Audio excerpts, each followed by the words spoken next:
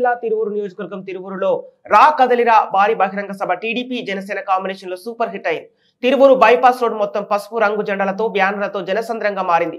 సభలో టీడీపీ అధినేత చంద్రబాబు నాయుడు మాట్లాడుతూ జగన్ పాలనకు చరమగీతం పాడాలని, వైసీపీ పాలనలో రాష్ట్రం 30 ఏళ్లు వెనక్కి వెళ్లిందని, ప్రపంచంలో తెలుగు జాతి నెంబర్ 1 గా ఉండాలన్నదే తన ఆకాంక్ష అని, అసమర్థుడి పాలనలో రాష్ట్రం కొంతవరకు నష్టపోతుందని, కానీ దుర్మార్గుడు పాలకుడైతే రాష్ట్రం కోలుకోలేని విధంగా దెబ్బతింటుందని, ప్రస్తుత ఆంధ్రప్రదేశ్ రాష్ట్ర పరిస్థితే అందుకు నిదర్శనమని, హైదరాబాద్ వెలిగిపోతుంటే అమరావతి వెలవెలబోయిందని, ప్రజాస్వామ్యంలో నిద్రలేని కాలరాత్రులు గడిపామని, ఈ అరాచక పాలనకు చరమగీతం పాడాలని అన్నారు.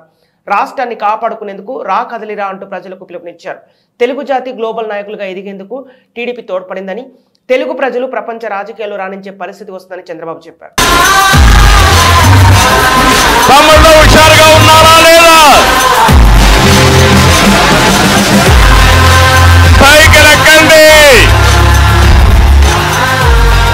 తెలుగుదేశం జనసేన జెండాలు పట్టుకోండి, ఊరు వెళ్ళండి, ప్రజల్ని చైతన్యవంతులు చేయండి. మీ భవిష్యత్తుకు భరోసా నాదని మరొకసారి హామీ ఇస్తున్నా.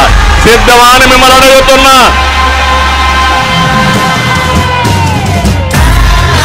ఈరోజు ఈ తిరువూరు నుంచి పిలిపిస్తున్నా, రాష్ట్రాన్ని కాపాడుకోవడం కోసం రా కదలి రా.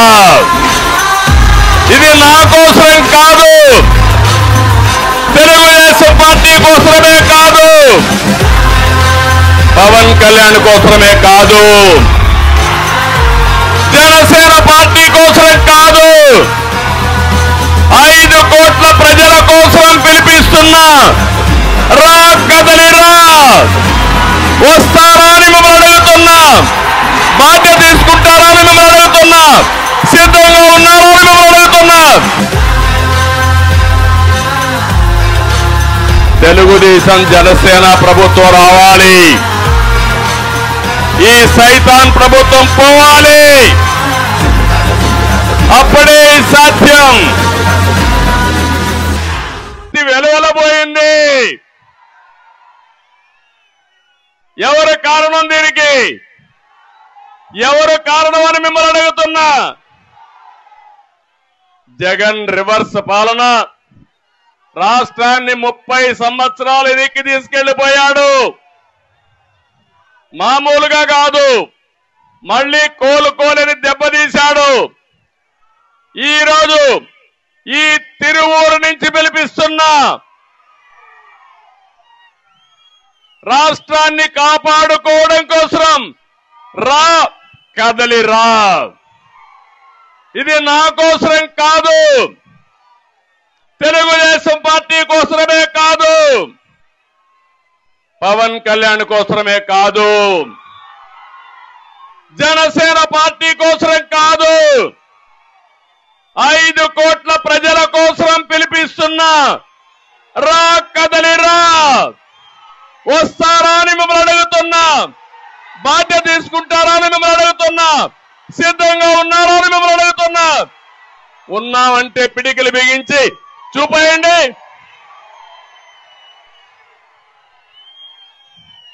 ఇది జరగవలసిన అవసరం ఈ రోజు రాష్ట్రంలో ఉంది.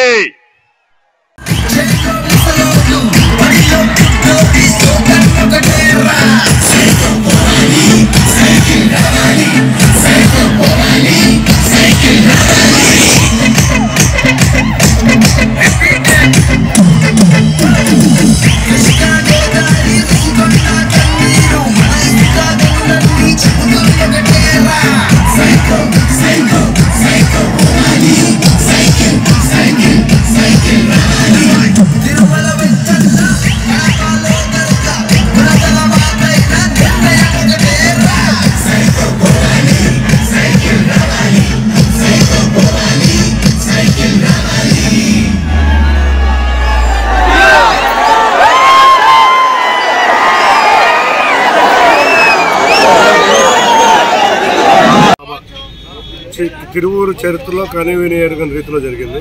మీరు చూస్తే వాళ్ళ ఆదివారం అందరూ చర్చిలకు వెళ్లే సమయంలో కూడా తొందరగా ప్రార్థనలు ముగించుకుని ఈ సభకి అటెండ్ అయ్యారు. చంద్రబాబు గారి సభ అంటే ఎప్పుడూ ఆలస్యంగా స్టార్ట్ అవుతుంది. ఆయన కూడా బ్రహ్మాండంగా 12 గంటలు అంటే 12 గంటలకు వచ్చి వారి ప్రసంగం విని ముందుగా మీరు చూస్తే అందరూ ఉత్తేజపడిపోయారు. చూస్తుంటే జయజయధ్వానాలతో వారికి స్వాగతం పలకడమే కాకుండా వారి ప్రసంగాన్ని కూడా చాలా ఆకట్టుకుంది. ఇవాళ చూస్తుంటే చాలా బాగుంది ప్రసంగం కూడా. ప్రజలకి వారు పడుతున్న సమస్యల్ని వివరించారు. వారు రాగానే చేయబోయే విధానాలని కూడా వివరించడం మా అందరి అదృష్టం, మా తిరువూరు ప్రజల అదృష్టం.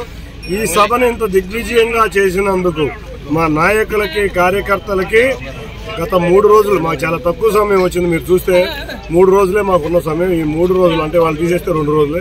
ఈ 2 రోజుల సమయంలో ఇంత దిగ్విజయంగా సభ జరగడం అనేది నేను ఎక్కడా చూడలేదు. తిరువూరు ప్రజలకి, నాయకులకి, కార్యకర్తలకి పేరు పేరున ధన్యవాదాలు తెలుపుకుంటున్నాము. అంతేకాకుండా తిరువూరు ఒక సెంటిమెంట్గా నాకు ఫీల్ అయ్యాను. ఆ సెంటిమెంట్ కూడా వర్కౌట్ అయింది. కాబట్టి అందరికీ థ్యాంక్ యూ, ధన్యవాదాలు. జై చంద్రబాబు. నేను ఎప్పుడు తిరువూరు వచ్చినా నా వెన్నంట ఉండి నన్ను బాగా సపోర్ట్ చేసిన ఆ పత్రిక ఈ పత్రిక అని కాదు, ఆ ఛానల్ ఈ ఛానల్ అని కాదు, అన్ని ఛానల్ ప్రతినిధులు, అన్ని వార్తాపత్రిక ప్రతినిధులు నన్ను నా సర్వీస్ యాక్టివిటీలో ప్రోత్సహించారు. నాకు ఈ సభ నిర్వహించడంలో ప్రోత్సహించిన మీ అందరికీ పేరు పేరున ధన్యవాదాలు. మీరు కూడా మాతో పాటు పగలు రాత్రి కష్టపడ్డారు. మాకేదైనా చిన్న ఇబ్బంది కలిగినా మీకు కూడా కలిగినాయి. ఇటువంటి ఏమి పొరపాట్లు మరోసారి జరగవు. తప్పకుండా మీ అందరికీ పేరు పేరున ధన్యవాదాలు. విజయవాడలో ఉన్నారంటే పెద్ద పెద్ద బ్యూరోలు ఉంటాయి, కానీ మీరు నాకు నా